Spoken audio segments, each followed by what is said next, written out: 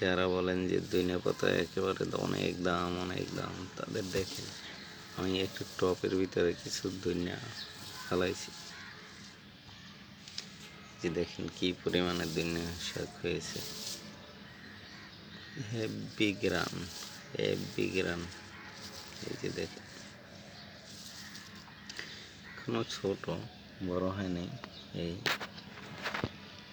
এই যে দেখেন এই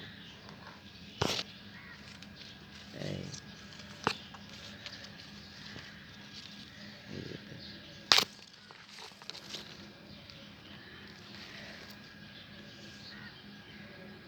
এখানে আবার এটার ভিতরে আরেকটা টমেটো গাছ হয়েছে 3-4টা।